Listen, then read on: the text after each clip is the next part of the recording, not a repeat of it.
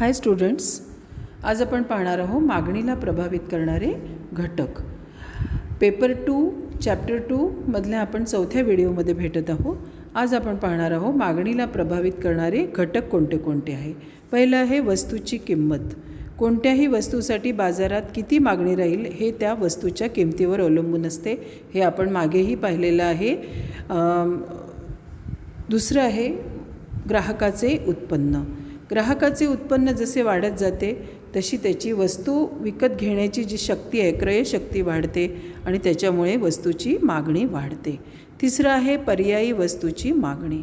एखाद्या वस्तूला विशिष्ट किती पर्याय आहेत यावरही त्याची मागणी अवलंबून असते. एखाद्या वस्तूची पर्यायांची संख्या कमी असेल तर अशा वेळेला त्याच्या मागणीवर विशेष परिणाम होत नाही, पण पर्याय जर जास्त असतील तर निश्चितपणे वस्तूच्या मागणीवर परिणाम होऊ शकतो.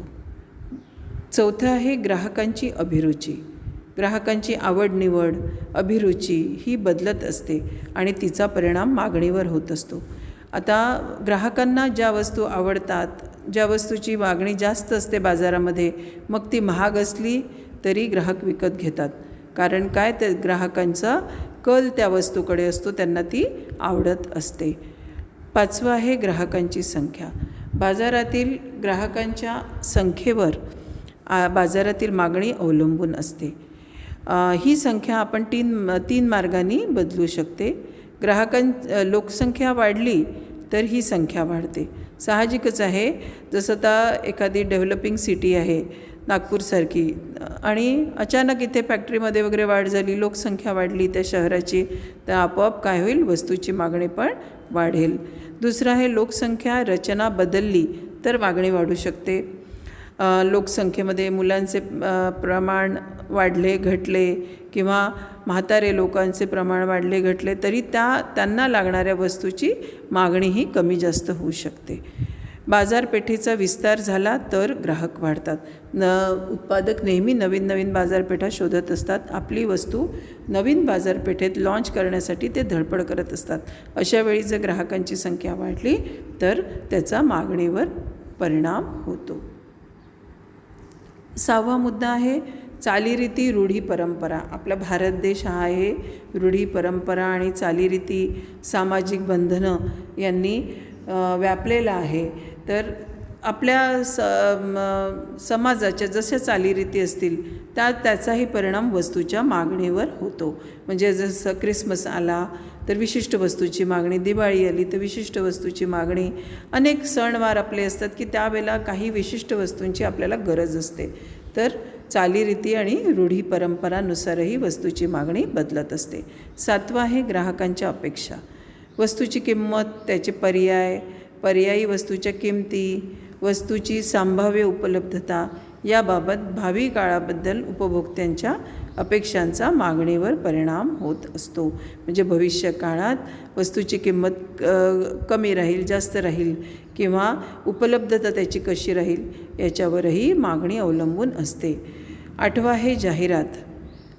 वस्तूच्या मागणी वाढवण्याकरता जाहिरातीचा खूप वापर केला जातो. दूरदर्शन, मासिके, दैनिके इत्यादीद्वारा मोठ्या प्रमाणात जाहिरात केली जाते. त्याच्यामुळेही वस्तूची मागणी वाढते. पुढला मुद्दा आहे हवामान किंवा अन्य नैसर्गिक परिस्थिती. हवामान व परिस्थितीत बदल घडून आला की वस्तूच्या मागणीत बदल होतो. जसं हिवाळ्यात स्वेटर्सची मागणी वाढते, उन्हाळ्यात छत्र्याची मागणी वाढते आणि पावसाळ्यात रेनकोट अशा वस्तूंची मागणी वाढते. 10वं आहे तांत्रिक प्रगती. तांत्रिक प्रगती, टेक्निकल जर वस्तूमध्ये बदल झाले मोठ्या प्रमाणात तर साहजिकच आहे जुन्या आणि परंपरागत वस्तूच्या मागणीत घट होऊन नवीन बदल ज्याच्यामध्ये आहे, नवीन संशोधनामुळे तांत्रिक प्रगती झाली असेल तर अशा वस्तू लोकांना जास्त आवडतात. आर्थिक व्यवहाराची पातळी पुढचा मुद्दा आहे. गुंतवणूक, बचत, रोजगार, उपभोग असे व्यवहार जर सातत्याने वाढत असतील तर एकूण मागणी वाढते. या उलट आर्थिक व्यवहार कमी असतील तर मागणी कमी होते. कोणत्याही बाजारपेठेमध्ये जर आर्थिक उलाढाल असेल तर त्याची ती बाजारपेठ जास्त चालती राहते आणि वस्तूची मागणी पण जास्त असते. आता विक्री पूर्वानुमान संकल्पना आपण पाहू. विशिष्ट कालावधीमध्ये आपल्या वस्तूंची किती प्रमाणावर विक्री करता येईल यासंबंधी प्रत्येक व्यापारी आहे, विक्रेता आहे, उत्पादक प्रयत्न करत असतो आणि अंदाज निश्चित करत असतो. याचं कारण एकच आहे की वस्तूचं आधीच उत्पादन केलं जातं मागणीच्या आधी, आणि वस्तू विकण्याचा जेव्हा प्रश्न येतो तेव्हा अशा वेळेला विक्री पूर्वानुमान संकल्पना ही ध्यानात घेतली जाते. विक्री पूर्वानुमानामध्ये काय आहे? विक्रीबद्दल केलेला अंदाज होय, म्हणजे भविष्य काळात एका विशिष्ट वस्तूसाठी किती विक्री होईल हे पाहणे. आता याची व्याख्या पण आहे. संघटनेच्या भविष्यकालीन विक्रीचा शास्त्रीय पायावर भावी अंदाज निश्चित करणे म्हणजे विक्री पूर्वानुमान होय. तर यावर दिलेल्या व्याख्येवरून आपण या संकल्पनेचे स्वरूप किंवा वैशिष्ट्ये पुढील प्रमाणे सांगता येऊ शकतात. विक्री पूर्वानुमान म्हणजे संभाव्य विक्रीच्या परिमाणाबद्दल करण्यात आलेले अनुमान होय. कारण तुम्हाला उत्पादन करण्याच्या आधी निश्चित किती उत्पादन करायचं हे आधी लक्षात आलंच पाहिजे, तर याच्यासाठी पूर्वानुमान केलं जातं. पूर्वानुमान हे वस्तूच्या एककांच्या स्वरूपात किंवा विक्रीच्या अनुमानित मूल्याच्या स्वरूपात असू शकेल. म्हणजे किती वस्तू विकल्या जातील हे टार्गेट ठेवलं जातं, किंवा किती किमतीच्या वस्तू विकल्या जातील हे टार्गेट ठेवलं जातं. म्हणजे एकक किंवा मूल्याच्या स्वरूपात ते अंदाज केले जातात. विक्री पूर्वानुमान हे विशिष्ट वस्तूबद्दल किंवा विभिन्न वस्तूबद्दल असू शकतं, आणि प्रत्येक वस्तूबद्दलचे जे अनुमान आहे ते वेगवेगळे असू शकतं. कारण प्रत्येक वस्तूची गरज आणि मागणी किती आहे याच्यावर त्याची विक्री अवलंबून असते. आणि विक्री पूर्वानुमान हे विशिष्ट मुदतीशी संबंधित आहे. हे आपण पाहिलेलंच आहे. अल्पमुदतीचं, दीर्घमुदतीचं पूर्वानुमान आपण पाहिलेलं आहे. विक्री पूर्वानुमानात हे कंपनीच्या प्रस्तावित विपणन योजनेशी निगडीत असते. कंपनीच्या ज्या काही योजना असतात त्या पूर्णपणे नियोजनावर आधारित असतात, आणि विक्री पूर्वानुमान हे एक प्रकारचं नियोजनच आहे की किती विक्री होईल याच्यासाठी ह्याचा अंदाज आला तर त्याच्याप्रमाणे त्यांना आपल्या योजना आखता येतात. तर आणि विक्रीवर अनेक बाबींचा परिणाम घडून येतो. विक्री पूर्वानुमान ही व्यवसाय संघटनेच्या यशाची गुरुकिल्ली आहे. पूर्वानुमान करताना विक्रीवर प्रत्यक्ष व अप्रत्यक्षरित्या परिणाम घडवून आणणाऱ्या विविध घटकांचा विचार किंवा अंदाज घेणे आवश्यक आहे. काही घटक संघटनेबाहेरचे असतात, काही घटक संघटने अंतर्गत असतात. या घटकांचा विचार करणे आवश्यक आहे. तर विक्री पूर्वानुमानामध्ये सर्व प्रकारचे नियोजन आणि अंदाजपत्रक या कार्याचा हा पाया असतो. आता आपण पाहणार आहोत विक्री पूर्वानुमानाच्या पद्धती. विक्री पूर्वानुमानाच्या पद्धती हा महत्त्वाचा प्रश्न आहे. विक्री पूर्वानुमान करण्यासाठी ज्या विविध पद्धतीचा अवलंब केला जातो त्यापैकी महत्त्वाच्या पद्धती खालीलप्रमाणे आहेत. आता विक्री पूर्वानुमान कसं केलं जातं, कोणत्या पद्धतीने केलं जातं, तर याच्यामध्ये 6 प्रकार आहेत. पहिलं आहे वरिष्ठ अधिकाऱ्यांच्या मतावर आधारित पूर्वानुमान पद्धती.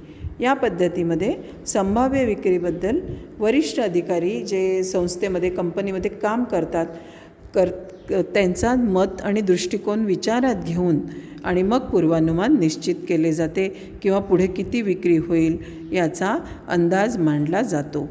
आता याचे फायदे कसे आहेत, तर विक्री पूर्वानुमान करण्याची ही पद्धती सुलभ आहे. कारण वरिष्ठ अधिकारी जो असतो तो आपल्या संस्थेतच अवेलेबल असतो, त्याच्यामुळे कमी खर्च आणि वेळ पण जास्त खर्च होत नाही. ही पद्धती जास्त लांबलचक आकडेवारीचा वापर न करता तयार केली जाते. पूर्वानुमान हे वरिष्ठ अधिकाऱ्यांचा मतानुसार असल्यामुळे विक्री पूर्वानुमानावर आधारित विक्रीचा इष्टांक गाठण्यासाठी अधिकारी तत्परतेने प्रयत्न करतात. अधिकाऱ्यांनीच तो इष्टांक सेट केला असल्यामुळे ते वस्तूच्या विक्रीसाठी विशेष प्रयत्न करतात. आणि या पद्धतीत अधिक व्यवहार्य व बिनचूक विक्री अनुमान उपलब्ध होतात. कारण जे अधिकारी काम करतात तेच लोक अंदाज बांधतात. आता तोटे, या पद्धतीचे तोटे असे आहेत की विक्री पूर्वानुमानामध्ये कधीकधी वास्तविकतेचा अभाव असतो. अधिकारी वर्ग जे कार्यालयात बसून काम करत असतात, योजना आखत असतात, त्यांचा प्रत्यक्ष बाजारपेठेशी बरेचदा संबंध येत नाही. त्याच्यामुळे बाजारपेठेतील परिस्थिती त्यांना समजू शकत नाही. तर कधीकधी हा एक त्याचा ड्रॉबॅक असू शकतो. दुसरी पद्धती आहे विक्री प्रतिनिधीच्या मतावर आधारित विक्री पूर्वानुमान पद्धती. विक्री प्रतिनिधी किंवा विक्री व्यवस्थापनातील कर्मचारी यांची मते, म्हणजे जे प्रत्यक्ष विक्री कामात सहभागी आहेत असे विक्रेते, त्यांच्यावरचे विक्री कर्मचारी, अशा लोकांची मतं घेऊन ही पद्धती पूर्वानुमान पद्धती ठरविली जाते. तर ह्या व्यक्ती ज्या आहे विक्री प्रतिनिधी आणि विक्रेता यांचं काय होतं की प्रत्यक्ष ग्राहक आणि विक्रेत्यांशी संबंध येतो.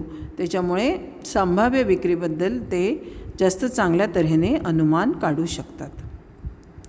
आता याचे फायदे आहे, विक्री प्रतिनिधी सतत बाजारपेठेच्या आणि ग्राहकांच्या संपर्कात येत असल्यामुळे त्यांना ग्राहकांच्या वस्तू वापरण्याविषयी पूर्ण कल्पना असते आणि ग्राहकसुद्धा त्यांच्याशी मोकळेपणे आपली माहिती देतात. त्याच्यामुळे एकंदर या पद्धतीमध्ये विश्वसनीयता आपल्याला दिसून येते. आता तोटे याचे आहेत, विक्रेत्याचा ग्राहकाशी जरी प्रत्यक्ष निकटचा संपर्क असला तरी कंपनीची जी विपणन विषयक धोरणे आहे, हे लोक कसे प्रत्यक्ष बाजारात काम करणारे लोक असतात. बाजारपेठेचा संबंध असतो, ग्राहकांचा असतो, व्यापाऱ्यांचा असतो. पण ऑफिसमध्ये बसून, कार्यालयात बसून जे विपणन धोरण आखणं आहे ते त्याची कदाचित त्यांना जाणीव नसते. तर कधीकधी काय होतं की या योजना प्रत्यक्षात आणताना थोडासा त्रास होऊ शकतो. नंतर आहे ग्राहकांच्या मतावर आधारित विक्री पूर्वानुमान पद्धती. आता आपण याच्या आधी आपण पाहिलं की कंपनीमध्ये काम करणारे वरिष्ठ अधिकारी, नंतर विक्री प्रतिनिधी, आता ग्राहक जे वस्तूचा प्रत्यक्ष वापर करतात, जे वस्तूचा प्रत्यक्ष उपभोग घेतात, अशा ग्राहकांचं मत घेऊन आणि त्यानुसार विक्री पूर्वानुमान करणे, या पद्धतीला ग्राहकांच्या मतावर आधारित विक्री पूर्वानुमान पद्धती असे म्हणतात. आता ग्राहकांच्या अपेक्षा जाणून घेऊन त्यानुसार आपल्या वस्तूमध्ये बदल केले तर त्याचे रिझल्ट नक्कीच चांगले येतील. आता याचे फायदे असे आहेत, ग्राहकांशी प्रत्यक्ष संपर्क स्थापित करून संभाव्य खरेदीबद्दल आणि विचारलेल्या माहिती बद्दल ग्राहक अगदी अचूक माहिती देतात. ग्राहकांच्या अपेक्षा आणि मागणीत काही बदल घडून आले तर वस्तूमध्ये ताबडतोब किंवा व्यावसायिक धोरणामध्ये ते बदल करता येतात. ग्राहकांशी प्रत्यक्ष संपर्क स्थापन करून त्यांना विश्वासात घेऊन त्यांच्याकडून आपण उपयुक्त माहिती काढू शकतो.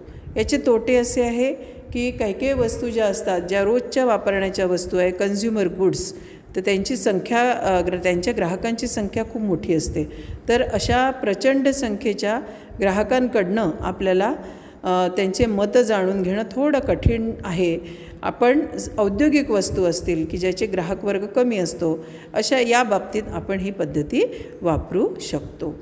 नंतरची पद्धती आहे विशेषज्ञांच्या मतावर आधारित विक्री पूर्वानुमान पद्धती. एक्सपर्ट्स, जे त्या विषयातले तज्ज्ञ असतात, अशा व्यक्तींना पाचारण करण्यात येतं. त्यांच्या अनुभव, कौशल्य आणि त्यांच्या ज्ञानाचा उपयोग करून विक्री पूर्वानुमानाचे कार्य करण्यात येतं. आता या अशा पूर्वानुमान करणाऱ्या तज्ज्ञ लोकांच्या संस्था पण अस्तित्वात आहे. म्हणजे उत्पादन करणाऱ्या संस्था स्वतःच विक्री पूर्वानुमान करतील असं नाही, तर विक्री पूर्वानुमान करणाऱ्या अनेक संस्था आता बाजारात उपलब्ध आहे.